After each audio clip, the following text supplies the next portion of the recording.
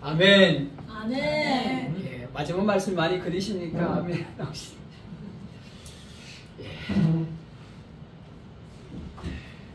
예, 사순절을 맞이했습니다. 우리 사순절은 지난주에도 말씀드렸지만 사순절 첫째 주를 맞이하였는데 예수님이 부활하신 부활주일 전 40일, 주일을 뺀 40일을 우리가 사순절로 지키고 있습니다.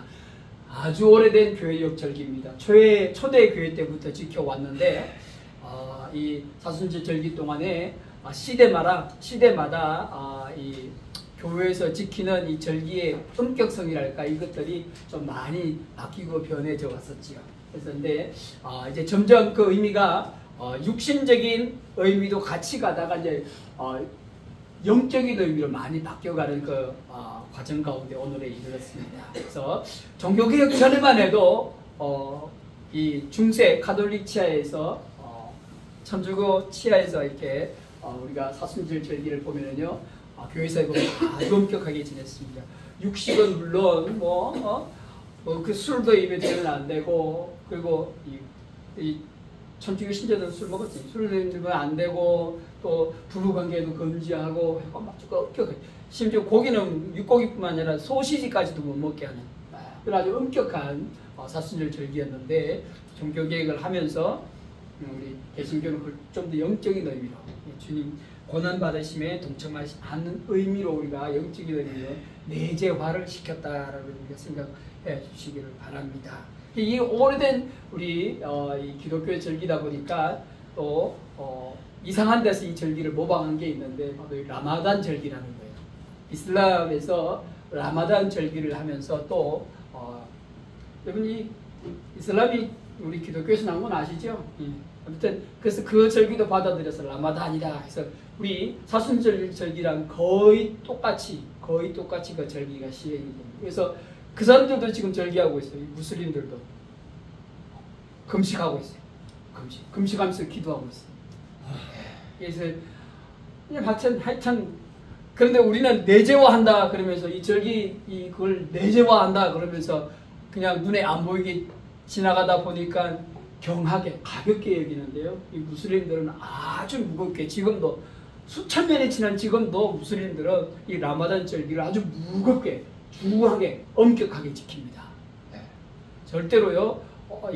물론 그들 해가 빠지면 그냥 푸지게 먹습니다. 그냥 엄청 푸지게 먹고 막 해가지고 금식했다 이렇게 얘기하는데 해지기 전까지는 철저하게 금식을 하면서 그렇게 형식적으로도 지켜나가요.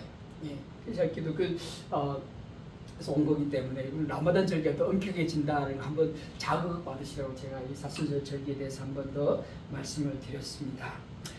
사순절 절기를 맞이하면서 우리는 지난주에 제자에 대해서 주님께서 이제 사역 후반기로 넘어가면서 제자들을 훈육할 것이 더 중요한 거죠. 왜냐하면 오늘 본 말씀에도 보셨지요.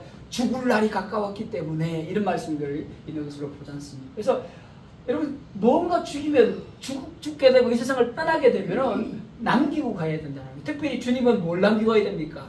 복음과 하나님 나라를 남기고 가야 된다는 거예요. 그냥 남길 수가 없잖아요. 누구한테 부탁합니까? 사람에게 부탁해야 되는데 그 사람이 제자들이라는 거예요. 보니까 제자들이 너무 띨띨한 거예요. 너무 그냥 어설픈 거예요. 거듭 훈련하시고 했는데도 이들이 못 알아듣는 거예요. 그래서 누가는 이 복음을 서면서 예수님은 과연 누군가 가까이 섬겼던 제자들도 제대로 알지 못했던 이 예수님은 누군가 누가복음 쓰면서 대주제예요. 특별히 로마의 고관인 데오빌로에게 이 편지로 누가복음을 보냈지 않습니까? 이 제자들도 잘 몰랐던 이 예수님 누군가에 대한 이게 누가복음 전체의 대주제라는 거지요. 그래서 어떻게 해요? 누가복음 1장부터 예수님은 누군가에 대해서 여러 사람을 통해서 질문을 하고 예수님이 대답하고 누가가 대답하는 그런 형식으로 누가복음 기록되고 있다는 거죠. 제가 설교 요약본을 보시면 짠 글씨로 해가지고 보기 힘들다 근데 보시면 해놨어요. 1장부터 예수가 누군가라는 대한 질문. 과연 왜 그랬을까? 데오빌로를 설득해서 로마를 어떻게 돼요? 나중에 결국엔 로마가 기독교가 되잖아요. 국교가 되고. 그 작업들이 고관에서부터 시작되는 거예요. 누가복음부터. 이게 가는 과정 가운데서 있었는데 주님께서는 제자들에게 얘기하죠. 너희들이 제자가 아니라도 너희들이 생명을 참 귀하게 여기지 않느냐? 생명을 천하를 얻고도 생명을 잃으면 무슨 상관이 있겠느냐? 생명을 어디에 두지 않겠느냐? 나한테 생명을 얻는 방법이 있는데 나에게 와서 뭘 하라고요? 나를 위해서 너희들 생명을 바쳐라.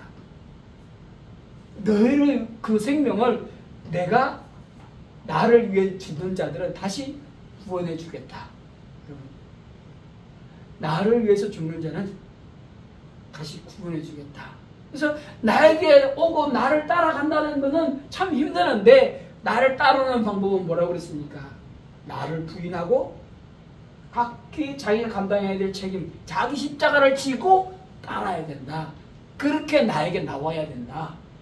자기를 부인하고 자기 십자가를 지고 나에게 와라. 그러면 내가 그 생명을 받고 너희들의 생명을 구원해 주겠다. 주님께서 그렇게 얘기하셨거든요.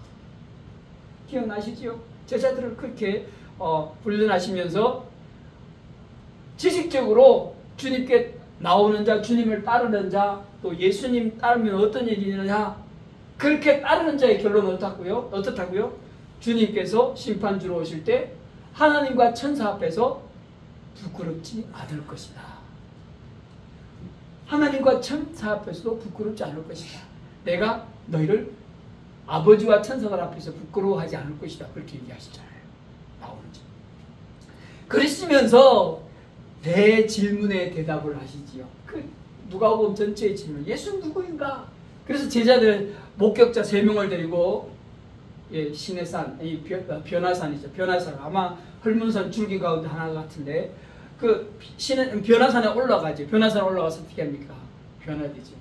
변화돼서 모세와 엘리야를 거느리고 천상회의를 하지 않습니까? 장차 일어날 일. 그런데 제자들은 뭐 피곤했던지 등산하고 힘들던지 모르겠지만 그냥 잠들어 버렸어요. 그럼 회의를 못 들은 거예요. 무슨 일이 났는지 못 들은 거예요. 이제 장차 주님께서 예루살렘에 올라가서 어떻게 죽게 될 것인가를 이 회의를 한 거예요. 한 건데 제자들은 못 보죠. 그런데 마지막 순간에 제자들이 깼는데 보니까 모세와 엘리야가 주님과 함께 있더라. 희게 변화된 모습. 너무 좋은 거지요. 그래서 초막을 막 짓고 여기 머물기를 원합니다라고 하는데 구름 속에서 소리가 나서 이는 나의 택한 자, 내 사랑하는 아들이니 너희는 그의 말을 들으라. 하나님이 직접 제자들에게 얘기합니다. 예수님이 제자들에게 얘기한 게 아니라 하나님이 직접 제자들에게 얘기하고 오늘 말씀을 통해서 우리에게 주셨다. 말 들으라. 제발 너희 스승의 말을 들으라. 혹은 주님의 말을 들으라. 이 제자의 도를 얘기하면서 얘기해 주시고 우리 지난주를 말씀을 마쳤습니다. 이어서 이제 변화산이라는 이름을 얻지요. 변화산 이름을 아무튼 우리가 변화산이라는 이름을 붙였는데 변화산에서 내려오고 이튿날 하룻밤은 거기서 지냈다는 얘기지. 오늘 보는 말씀 사실 실제로 이튿날 내려오셨는데 참 깝깝한 일이 있지요. 3명의 제자를 빼면 9명의 제자가 밑에 있지 않습니까? 여러분 이 변화산상 즉 다시 말해서 헤롯 빌립의 지경으로 오시기 전에 제자들은 뭐 했습니까? 헤롯 안티파스 지경에서 헤롯 안티파스 왕이 다스리는 지경에서 뭘 했지요? 주님이 제자들을 파송하시면서 엑수시아와 디나미스를 줬다. 엑수시아와 디나미스. 권능과 능력을 줬다. 엑수시아와 디나미스. 능력은 무슨 능력? 귀신을 쫓아내고 병자를 고치는 능력. 디나미스는 뭐? 이 디나미스를 그렇게 주고 엑수시아는 뭐죠? 권위를 줬다. 말씀에 대한 권위거든요. 권위를 주어가지고 온 지경을 다니면서 복음을 전하게 했다는 거예요. 그런 경험을 했어요. 그런데 그게 얼마나 지났다고 내려오니까 한 귀신 들린 아이를 못 고쳐서 어떻게 되고 있죠? 막 난리 나고 있는 거예요. 아이 아버지는 난리 나지요. 막 큰일 났다 그러고 베드로, 야고보, 요한 뺀 제자 안드레의 덤벼도 안 되고 빌립에게 갖다 줘도 안 되고 갈론 유다에게 아기를 맡겨도 안 되고 막 예를 들면 그렇다라는 거지. 9 제자들이 어찌할 줄 모르는 거지. 그래서 무슨 모습과 비슷해 보이십니까? 우리가 얼마 전에 출애굽기 했는데 바로 모세가 십계명을 받기 위해서 시내산 올라와서 하나님과 계실 때 밑에 이스라엘 백성들이 어떻게 했죠? 믿음이 없어졌어 타락해서 금송아지를 만들었는 사건. 출애굽기 32장 말씀 기억나시지요? 어쩜 그렇게 똑같은지 산에 올라가 있는데 제자들은 밑에서 죽을 쓰고 있는 거예요. 자기들이 귀신을 쫓아내고 그리고 병자를 낫게 한 그 엑소시아와 두나미스를 주님께 부여받았음에도 불구하고 그새 까먹고 어쩔 줄을 몰라 하고 있는 거예요. 어쩔 줄을 몰라 하고 있는 거지. 주님이 메추리와 만나를 아침마다 퍼부어주는데 주님이 어디 있느냐? 돌아가셨으니까 우리 인도한 신을 새로 만들자 해서 금송아지를 만드는 것과 똑같다는 거예요. 어쩔 줄 모르는 거예요. 무서워하고 두려워하는 거예요. 그래서 주님이 어떻게 합니까? 내려와서 참, 얼마나 열받으셨을까? 41절 믿음이 없고 패역한 세대여 내가 얼마나 너희와 함께 있으며 너희에게 찬물이요. 얼마나 답답하실까? 이때는 주님은 내려오실 때 직접 꾸중이라도 하셨지요. 하나님은 시내산 꼭대기에서 그 모습을 보시고 직접 내려오지도 못하고 어떻게 소위 얼마나 뜻이실까? 하나님이 주님은 이렇게 내려오셔가지고 막 꾸중을 했죠. 이 패역한 이 믿음이 없는 놈들아. 믿음이 없는 거예요, 제자들이. 좀 신기하지 않습니까? 신기해요. 매 나를 따라오면 너희를 부인하고 십자가를 지고 나를 쫓아라. 그런 말씀을 하시고 산에 올라가서 하루를 지내고 내려왔는데 밑에 제자들이 엉망진창이 되어 있는 거예요. 엉망진창이 되어 있는 거예요.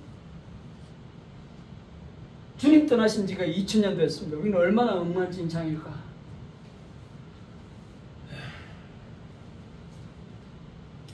그래서 아버지를 부르지요. 아이를 데리고 오라. 그러니까 귀신이 발버둥 치지요. 가면 예수님 앞에 가면 쫓겨날 걸 분명히 아니까. 그러나 어떻게 해요? 예수님 한마디에 귀신이 쫓아나가지. 그 모습을 사람들이 다 보고 하나님의 위엄에 놀랐더라 라고 43절에 얘기하고 있잖아요. 그러면서 주님은 한탄하시면서 그렇게 얘기하지요. 43절 마지막에 예수께서 제자들에게 이르시되 44절 이 말을 너희 귀에 담아두라. 여러분이 귀에 담아두지 말고 우리는 뭐라고 얘기합니까? 마음 파게 새겨라 이렇게 얘기하시는데 주님은 귀에 담아두라. 이 귀에 한쪽 귀는 듣는 귀고 한쪽 귀는 흘린 귀인 거 모르시는 모양이지요. 그렇죠? 우리 보통 그렇잖아요. 한쪽 귀는 듣고 한쪽 귀는 흘리지. 마음 파에 새겨라 이렇게 말씀하지 않고 귀에 두라. 그러니까 한쪽 귀를 듣는 귀니까 듣고 한쪽 귀는 흘리는 귀니까 흘려. 내 말을 너희 귀에 담아두라. 인자가 장차 사람들의 손에 넘겨지리라 하시되. 이 절박해서 말하는 거예요. 내가 이제 잡혀서 넘겨질 건데 너희들에게 하나님 나라와 복음을 부탁할 텐데 어떡하겠느냐 이 말씀이거든요. 하나님 말 주님의 마음이 그렇게 지금 곧 죽을 날이 승천하실 날이 가까워 눈에 보이는데 얼마나 안타까운지 눈에 보이지 않으실까요? 보이는 거예요. 제자들은 아직 뜰뜰한 거예요. 각성조차 못하는 거예요. 제자들은. 그래서 주님 그래도 불구하고 너희 귀에 담아두라. 인자가 장차 사람들의 손에 넘겨지리라 하시니 45절 그들이 이 말씀을 알지 못하니 이는 그들로 깨닫지 못하게 숨긴 바 되었습니다. 또 그들은 이 말씀을 묻기도 두려워하더라. 왜 숨긴 바 되었을까요? 아직 때가 안 됐다는 거예요. 제자들이 각성할 때가 안 됐다는 거죠. 여러분 제자들이 각성할 때가 어느 때일까요? 성령이 그때인 거예요. 그때 성령이 임하셨어요. 그냥 사도행전 2장 갔어야 각성하는 거예요. 두려워한 건 왜 두려워하죠? 주님 잠깐 이틀 떨어져 있는데 엉망진창이 되니까 그냥 마치 시내산 밑에 이스라엘 자손들이 모세와 하나님이 눈에 안 보인다고 두려워해서 어떻게 해요? 만만한 금송아지 신, 말도 못하는 금송아지 신을 만들어서 뭐라고 얘기합니까? 이 신이 바로 우리를 인도할 신이다 라고 얘기했던 거죠. 두려움이 떠나는 거예요. 그 마음속에 영혼의 두려움이 있는 거예요. 지도자가 없어진 두려움, 모세 눈에 보이는 지도자가 없어진 두려움, 그와 마찬가지로 주님의 눈에 딱 이틀 안 보인다고 이 엉망진창이 되는 제자들 모습, 두려움인 거죠. 근본적인 두려움이거든요. 특별히 왜 두려우냐면 주님께서 혁명을 실패하고 잡혀간다니까 특별히 더 두려운 거예요. 제자들은 뭘 바랍니까? 주님은 눈에 보이지 않는 하나님의 나라 막 얘기하고 있는데 그래도 미련이 있어요. 무슨 미련이요? 잠자리 할 것이다. 혁명을 일으켜서 눈에 보이는 하나님 나라 회복할 것이다. 그런데 잡혀간다니까 실패한다는 말 아니야? 이 말이고 두려워한다. 그러면서 또 웃기는 일을 하죠. 46절. 제자 중에 누가 크냐 하는 별.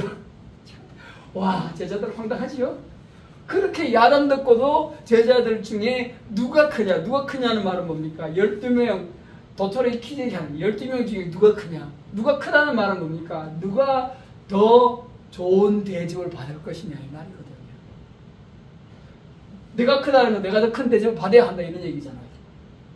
아무 것도 없는데 크고 작고 무슨 상관이 있습니까? 크면은 대접을 받는다나요.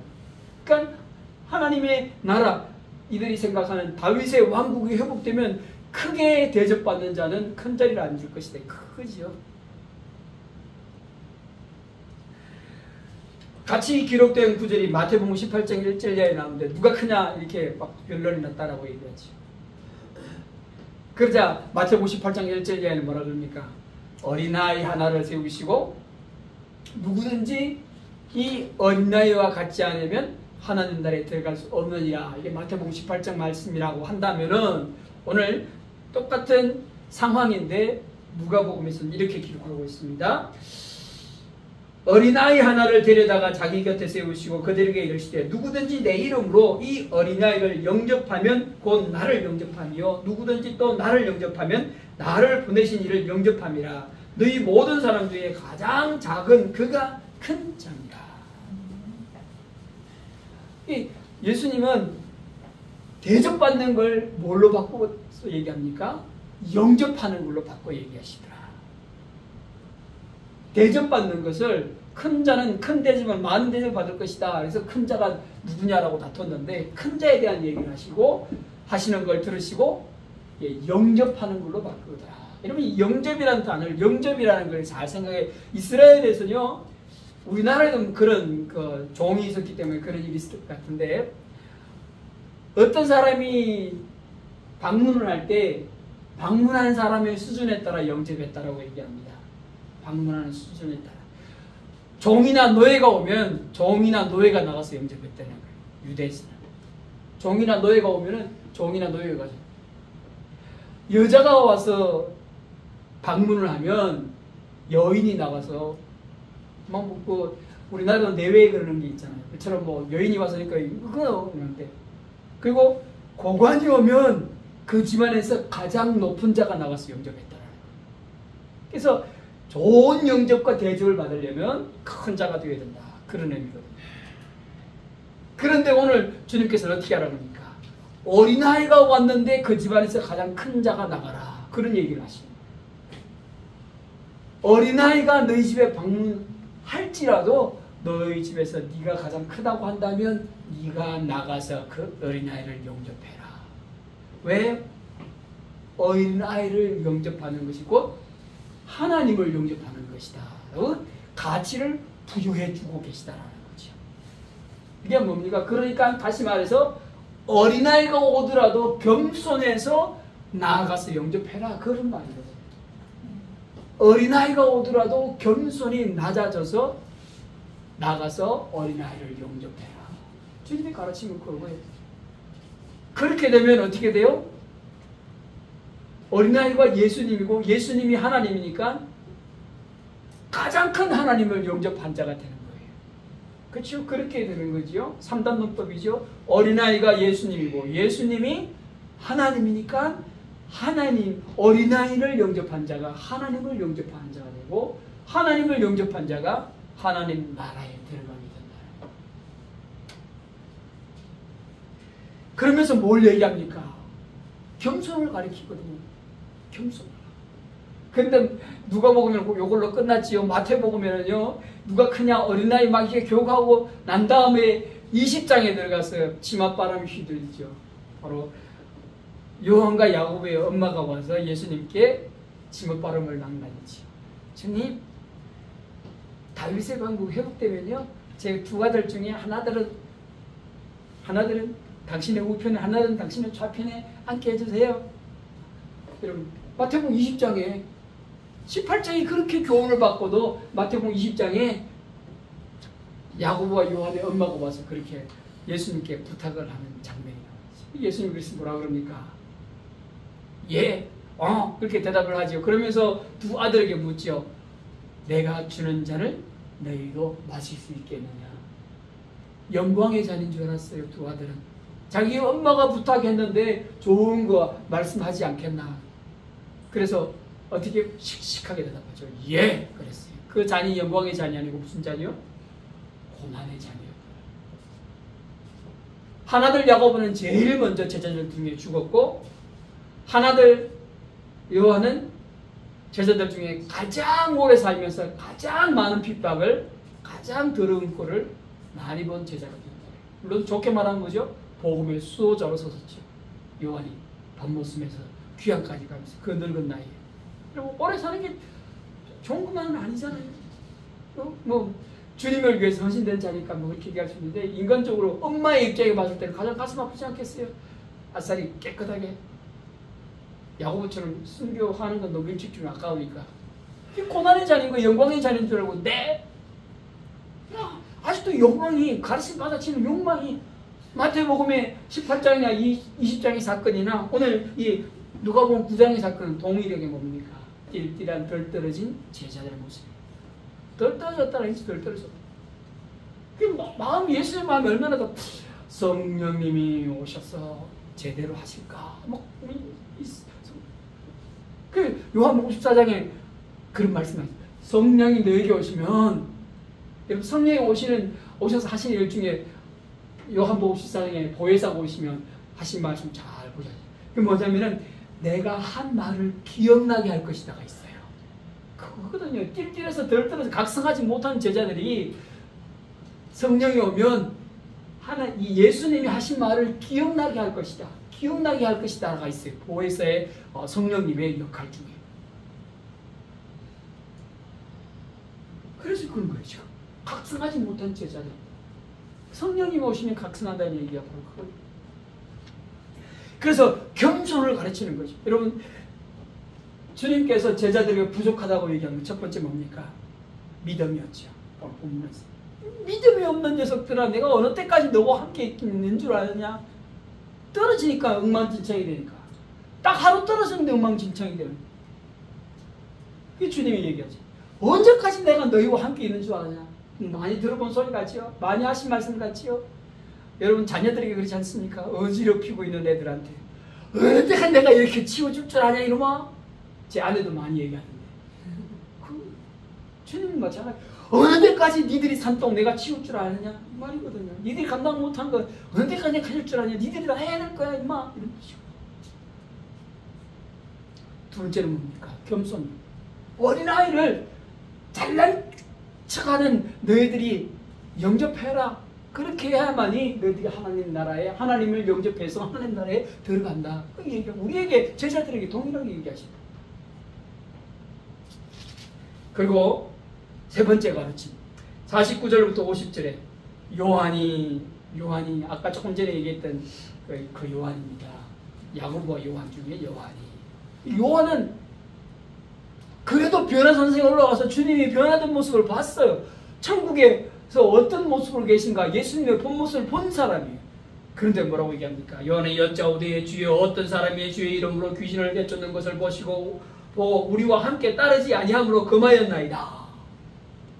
야, 내 걸 보호하고 독점, 그지요? 이걸 말해서 경제적인 용어로 독점이라고 합니다. 독점하기로 원해. 우리만 해야 돼. 그런데 놀랍게도 신기하게도, 그지요?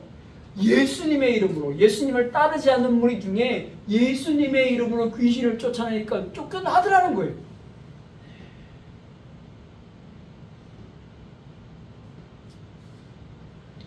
그래서 이 신학적인 용어로 그게 나와요.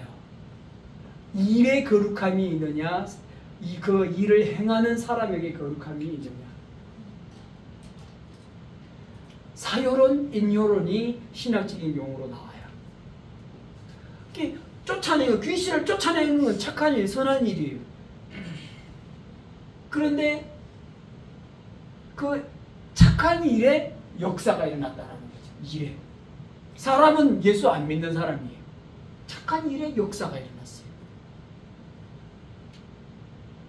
우리는 생각하는데 예수를 따르는 자들이 착한 일을 할 때 역사가 일어난다고 생각해요. 이 삼박자가 딱 맞아야 된다고 생각하죠. 예수를 따르는 자가 착한 일을 할 때 역사가 일어난다. 그런데 오늘 본 말씀에 사도 요한의 보고에 하면은 예수를 따르지 않는데도 착한 일을 하는데 주님의 놀라운 역사가 일어났다. 독점하기를 원했는데 우리와 같은 무리가 아닌데 역사가 일어나니까 어떻게 해요? 요한이 금했다라는 거 하지 말라고. 이건 뭡니까? 처음에 파송됐을 때 경험한 거겠지요. 파송됐을 때. 제자들이 예수의 이름으로 명하노니 나갈지어다. 그러니까 옆에 있던 구경하던 사람이 본 거예요. 그래서 자기도 가서 해본 거예요. 예수를 안 따르면서. 나사렛 예수의 이름으로 명하노니 나가라. 그러니까 나가는 거예요. 그러니 이게 무슨 의미일까요? 무슨 의미일까요? 무슨 의미일까요? 먼저 전제해야 될 것은요, 주님이 지금 땅에 계실 때와 땅에 안 계실 때의 차이라는 거 우리 기억해야 돼요. 주님이 땅에 계실 때와 인간의 몸으로 계실 때와 또 제자들과 교육하는 가운데 계실 때와 오늘날처럼 주님이 우리와 땅에 계시지 않을 때의 차이다라는 거예요. 인요련, 사요련. 그래서 오늘날은요, 사요련이 거의 안 일어나요. 심지어는 사도 바울 때도 이것이 안 일어났었어요. 사도 바울의 그 유명한 사도행전에 나오는 기사 아시지요? 사도가 고린도 지역에서 막 전도할 때 귀신이 막 쫓아내는 거예요. 그러니까 제사장의 아들들이 이 사도 바울의 이 손수건이나 사도 바울 이름으로 하고 귀신을 쫓아내는 시도를 했어요. 그러니까 어떤 일이 났죠? 귀신이 도로 그 제사장의 아들에게 덤벼들면서 나고 내가 예수도 알고 바울도 아는데 내 놈은 누구냐라고 덮쳤다는 기사 여러분 사도행전을 보시면 나오는데 주님이 이 땅에 함께 계실 때와 주님이 이 땅에 함께 안 계실 때는 심지어는 사도 바울 시대에도 사효론 일의 거룩함을 부여하는 의미는 없어졌다는 거예요.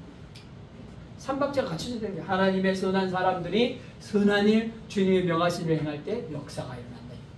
좀 신학적인 얘기를 죄송한데 그렇다는 거예요. 그런데 이 사도 요한 때, 이 주님이 땅에 계실 때는 어떻게 해야 됩니까? 예수님이 누구신가에 대한 것이 증명이 돼야 된다는 거예요. 그렇죠? 누가복음의 대주제가 데오빌로에게 예수님 누구신가? 심지어는 그의 이름으로 따르는 무리가 아닌데 이름으로도 귀신을 쫓아내더라는 게 증명되더라. 그래서 어떻게 해요? 예수가 누군가에 대한 증명으로 사용될 수 있다는 거예요. 그래서 주님이 뭐라 그럽니까? 금하지 마라. 내 이름으로 효용을 보고 나를 싫어할 사람. 여러분 약이 있다고 생각합시다. 약을 먹고 병이 나았는데 그 약을 싫어할 사람이 있겠어요? 체험했는데, 경험했는데. 주님 그 말이거든요. 내 이름으로 능력이 나타남을 봤는데 나를 반대할 자가 있겠느냐? 이건 뭡니까? 선교 현장에서 일어날 일들이라는 게 선교 현장. 지금 주님이 단 조건이 있죠. 주님이 이 땅에 계실 때. 그래서 이건 또 뭘 얘기합니까? 이 사도 요한은요, 주님께 칭찬받기 위한 거예요. 뻐기기 위해서. 위에 뭐 나왔죠? 누가 큰 자냐? 누가 큰 자냐? 여러분, 권위를 가진 사람이 권위를 안 가진 사람에게 금할 수가 있어요. 자격을 갖춘 자가 무자격자에게 하지 마라! 명할 수가 있어요. 사도 요한은 무슨 자격을 가지고 있죠? 예수님의 제자라는 자격. 이게 교만의 조건이 되어버렸다는 거죠. 교만의 조건이 되어버린 거예요. 사도라는, 주님이 사도는 뭐라고요? 자기를 부인하고 자기 십자가를 지고 주님을 따르는 고난의 길인데 요한은 뭘 취합니까? 영광을 취하고 있다는 거죠. 사도라는, 제자라는 이 이것을 영광으로 바꾸어서 취하고 있다. 교만이죠. 앞에 겸손을 그렇게 어린아이를 영접해야만이 하나님 나라에 들어가고 어린아이를 영접해야만이 큰 자가 된다라고 뭐 그렇게 얘기했는데도 그냥 금방 또 교만이 뻗쳐가지고 제 잘했죠? 라고 얘기하고 주님께 꾸중을 듣지요. 여러분 우리도 뭐 오늘날 우리 예수 믿는다고 예수쟁이 나 예수 믿는데 이러면서 했다가는 오히려 돌멩이 맞고 욕먹기 딱 좋지요. 시대가 좀 다르긴 하지만 여러분 이 마음속으로도 우리 삶은 이 삶 가운데는 못 그러겠지만 마음속에라도 교만이 있어서는 안 된다는 거예요. 교만이 뭡니까? 배척이거든요. 여러분 무엇보다도 배척이에요. 배척. 배척해서는 안 된다는 거예요. 여러분 누구도 차별해서는 안 되고 배척해서는 안 되는 거예요. 요즘 동성애가 문제고 게이들이 레즈비언들이 교회에 들어오는 거 받느냐 마느냐 문제인데 여러분 동성애 행위와 그것이 하나님의 창조 질서한 행위가 나쁘지만 그게 중독된 자들은 불쌍하게 여길 줄 알아야 하는 거예요. 그들에도 복음을 전해야 되는 거예요. 그들에게도 복음을 전해야 돼요. 그래서 그 행위를 끊을 수 있는 힘을 얻도록 해줘야 하는 거예요. 그럼 그 버린 자인가요? 버린 자인가요? 동성애들을 버린 자인가요? 그 하는 사람들? 아니 우리 버린 거 아니에요. 그들에게 다시 끊고 돌아올 수 있는 기회를 우리가 복음으로서 줘야 된다는 거예요. 그런데 어떻게 합니까? 하나님의 창조 질서를 무너뜨리는데 교회 들어오지 마. 달아서는 안 된다는 거예요. 배척해서는 안 된다는 거예요. 여러분. 이게 뭡니까? 관용이에요. 관용. 오늘 주님께서는 그래서 관용을 사도 요한이 가르쳐주는 거예요. 반대하지 않으면 용납해라. 관용해라. 관용이에요. 관용.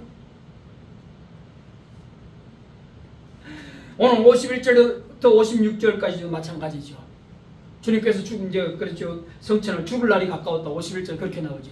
주님께서 죽을 날이 가까워 아주 좋게 말해서 성천은 죽을 날이 가까워 예루살렘을 향하여 올라가기로 굳게 결심하고 이제 죽음을 맞이하러 가는 거예요. 조금 전에는 어떻게 해요? 헤롯 안티파를 피해서 헤롯 빌립 쪽으로 왔는데 이제는 오히려 죽음을 내다보고 총독 다스리는 유다 땅으로 가겠다고 결단하시는 거예요.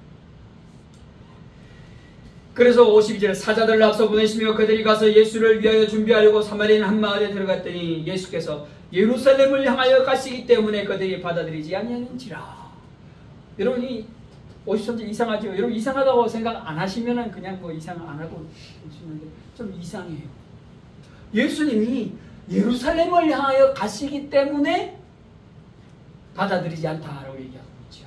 여러분 이 사마리아인들이 왜 예수님을 받아들이지 않냐면은 사마리아인들 성전이 따로 있어요. 어디냐면 거리심산에 성전이 있었어요.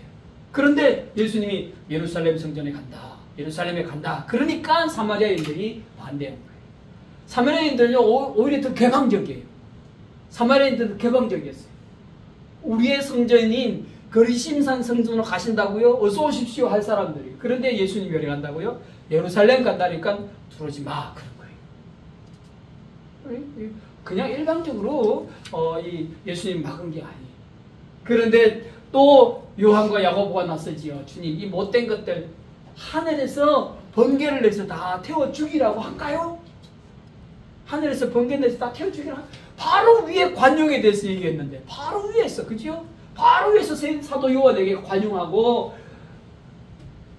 그랬는데 관용 그냥 불 내려서 죽이라고 해요. 고대 사본에 이렇게 됐다고 주에 나와 있지요. 제가 읽겠습니다. 이르시되 주님이 이르시되 너희는 무슨 정신으로 말하는지 모르는구나. 인자는 사람의 생명을 멸망시키러 온 것이 아니요 구원하러 왔노라. 얼마나 쑥 들어오는 말씀인지. 사람 죽이러 온 게 아니라 구원하러 왔다라는 거예요. 반대 대적자에게도 불구하고 우리가 동성애를 하는 자들 대하는 태도도 잘라내서는 그들이 구원할 길이 없는 거예요. 돌아올 길이 없는 거예요. 우리가 돌아오게 못하게 하는 것이 우리에게 무슨 자격이 있어요? 그런 자격이 없어요. 그들에게 복음을 전해야 하는 거예요. 잘라내서는 안 되는 거거든요. 주님 저들을 죽이십시오라고 얘기해서는 안 되는 거거든요. 그들에게도 복음을 전할 수 있어야 합니다. 그래서 돌아올 수 있는 기회를 그게 포용이고 관용이고 사마리아인 땅에도 마찬가지예요. 사마리아 죽여버리면 돌아올 기회가 없는 거예요. 그래서 주님이 고대 사본이 진짜인지 가짜인지는 모르겠지만 우리 한국 이 성경에서는 택하지 않았지만 그랬다잖아요. 내가 사람 생명 구하러 가지 죽이러 왔느냐. 그렇게 제자들을 꾸짖었다고 얘기했어요. 그러면서 결론적으로 57절부터 62절까지 여러분 9장에서 주님을 따르는 자는 어떻게 되느냐 핵심을 기록하고 계세요. 핵심을. 누가는 여기저기 성경 복음서와 마가복음이죠. 마가복음과 마태복음에서 모아서 이 구절을 기록하고 있어요. 주님을 따르는 제자는 어떻게 되느냐? 첫 번째는 57절부터 58절. 길 가실 때 어떤 사람이 여짜오되 어디로 가시든지 나는 따르리이다. 예수께서 이르시되 여우도 굴이 있고 공중에 서는 집이 있으되 있는 자는 머리 들 것도 없다 하시고. 여러분 이 57절은 자원하여서 주님 제가 가겠습니다. 자원자예요. 자원자는 환영해야 되죠. 손 들고 따라 그래 어서 와라 해야 되는데 이 자원자가 누구냐면 이 자원은 마태복음 8장 19절에 나오는 사람인데 그 사람의 신분이 서기관이었어요. 서기관. 8장 전문을 읽어보면요. 예수님이 기적을 행하고 능력을 행하니까 무리들이 주님을 막 옹리하고 따르고 다니고 있었어요. 그런데 이 서기관 뭘? 공명심. 이름을 얻기, 명예를 더 높이기 위한 마음이 있었던 거예요. 뭐지 이게 군중심리라 그러죠. 군중심. 나도 주님을 따르겠습니다. 라고 서기관이 얘기한 거예요. 그러자 주님께서 뭐라 그럽니까? 여우도 굴이 있고 공중에 새도 집이 있으되 인자는 머리 둘 것 없다. 이 뭡니까? 한마디로 말하면 안 돼. 오지 마. 둘러서 말하면 마음 똑바로 먹어. 마음 똑바로 먹어. 공명심 얻을 생각하지 마 이거예요. 서기관의 마음을 꿰뚫어 보시고 한 말씀이거든요. 여우도 굴이 있고 공중에 사는 나는 새도 집이 있는데 인자는 머리 둘 것도 없다. 가난하다. 초라하다. 내 따르면 이렇다. 그런 얘기거든요. 저 혼자는 거절하시는 모습이에요. 오지 마. 그런 것이. 공명심에 들 때 이 공명심이 누굽니까? 대표되는 자들이 서기관이 있지만 제자들이 있는 거예요. 누가 큰 자냐? 하나들은 좌편에, 하나는 우편에. 그건 공명심. 공명심 뭡니까? 자기 이름을 떨치는 거예요. 유명해지려는 마음이 유명해지려는 마음. 서기관이 유명해지면 뭐 되겠죠. 더 큰 도시로 가서 서기관 하든지, 더 큰 회당으로 회당장에 스카우트해서 가든지. 서기관이 그 공명심 들떠서 이 말은 뭡니까? 감정에 사로잡혔어. 감정에 사로잡혔어. 우리 특별히 젊은 청년들 찬양 집회할 때는 헌신하십시오. 뭐 이렇게 하면 헌신하고 하는데 이러면 감정이 앞장설 수도 있는데 뭐가 들어가야 됩니까? 의지적인 결단도 같이 따라가야 한다는 사실. 감정이 많이 갔으면 그 결단 무너진다는 겁니다. 제자 되겠다. 제자가 되겠다. 따르겠다. 제자 되겠다. 그래서 뭐가 나옵니까? 주님께서 자기를 부인하고가 나오는 거예요. 자기를 부인하고 내 이름을 떨치고 내 이름 나도 한번 저 혁명 세력에 가담해서 이름 날리고 싶다 했고 뭡니까? 자기를 부인한 게 아니죠. 자기 욕심이 가득 찬 거지요. 자기를 부인하지 못한 사람인 거죠. 두 번째 부류는 뭡니까? 또 다른 사람에게 이르되 나를 따르라 하시니 그가 이르되 나로 먼저 가서 내 아버지를 장사하게 허락하옵소서. 이분은 주님께서 픽했어요. 야, 픽했어요. 나를 따르라. 그런데 문제는 뭡니까?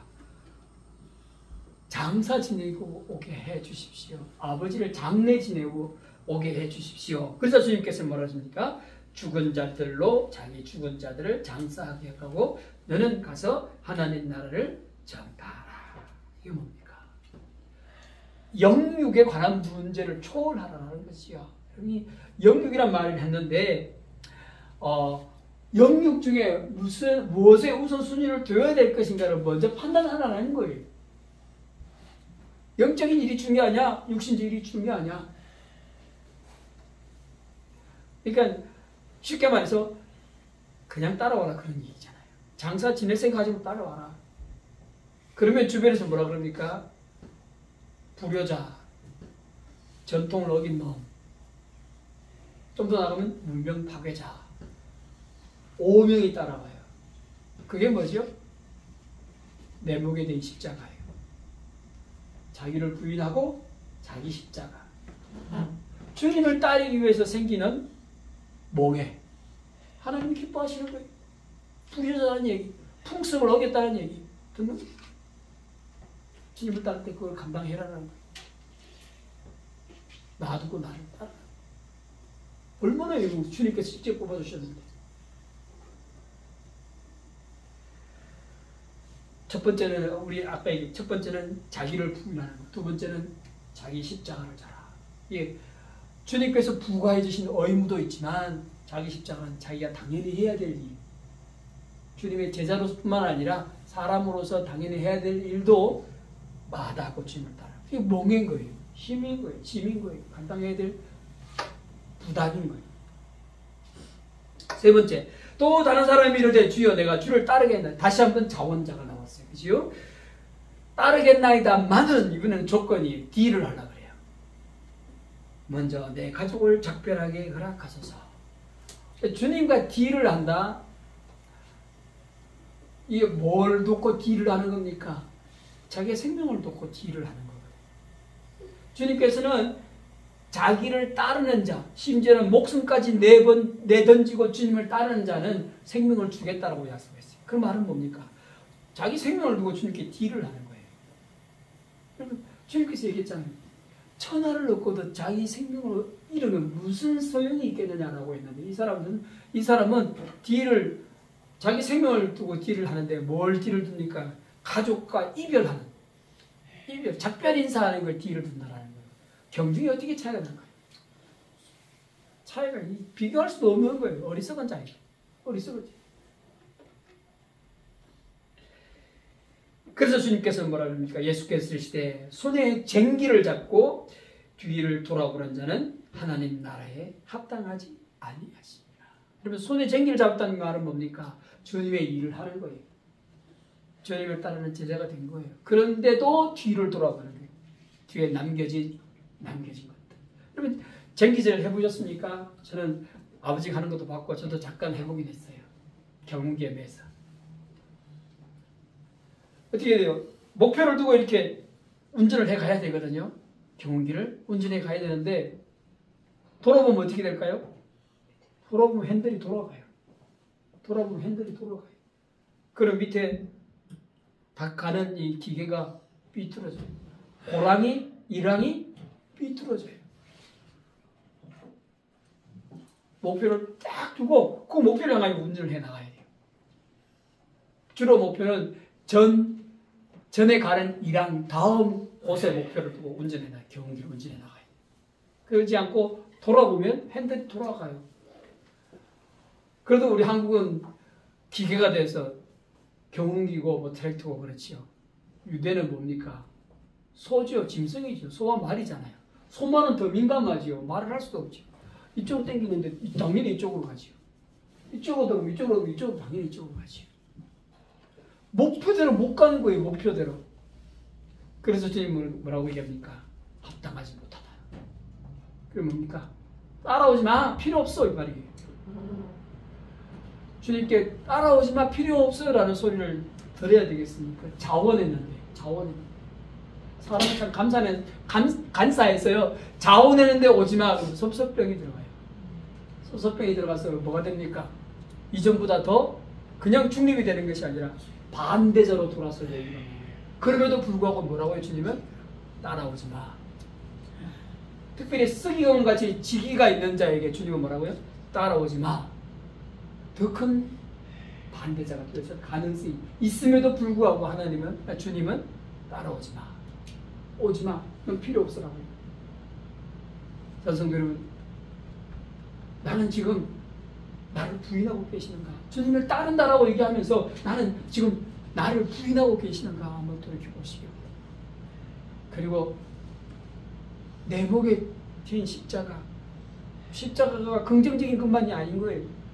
부정적인 것도 있어요. 주변의 손가락질, 오명, 더러운 말. 그걸 쥐고 주님을 따르라 그랬거든요. 주님께서. 그걸 내가 감당하고 있는가라는 거예요. 그걸 내가 감당하고 있는가. 그리고 주님의 일을 한다고 하면서 여전히 미련의 뒤를 돌아와서 일을 엉망으로 만들고 있지는 않은가. 미련에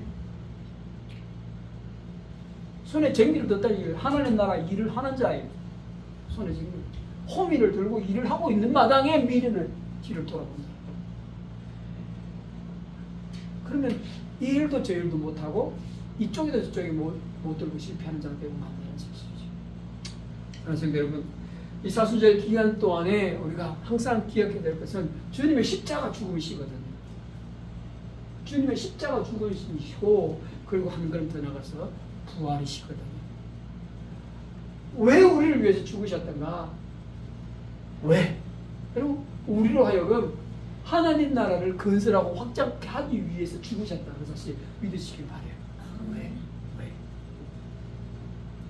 그런데 건설과 확장은 고사하고 뒤로 물러나고 다운되고 의기저상되고 축소되고 그렇게 하고 있지는 않은지 여러분 돌아보시기 바랍니다. 그래서 사순절 기간 동안만이라도 주님께 죽으심을 생각하고 초점을 맞추시고 주님, 내가 주님 앞에 바로 서서 주님을 따르기를 원합니다. 나를 부인하고 내 목에 이 십자가를 짊어지고 주님을 따르겠습니다. 힘들지만 따르겠습니다. 힘들겠지만 따르겠습니다라고 얘기하면서 뒤돌아보지 않고 일로 매진하는 저와 여러분 주님의 거룩한 제자와 사도들 다 되시기를 주님의 이름으로 축복합니다. 네, 기도하겠습니다. 사랑 많으신 아버지 하나님, 참 감사합니다. 주께서 우리를 사랑하여 주셔서 연약하고 부족함에도 불구하고 부르셔서 제자 삼으시고 또 우리에게 말씀을 맡기셔서 사도로 하심을 참으로 감사합니다. 특별히 사순절 기간을 맞이하면서 우리가 참 제자인지 참 사도 역할을 감당하고 있는지 우리의 삶들을 다시 돌아볼 수 있도록 주님 인도하여 주시옵소서. 주님의 십자가를 바라보면서 주님의 참다운 제자로, 참다운 복음 증거자로서는 온 주님의 백성들 될 수 있도록 은혜 베풀어 주시옵소서. 감사하고 예수님의 이름으로 기도하옵나이다. 아멘.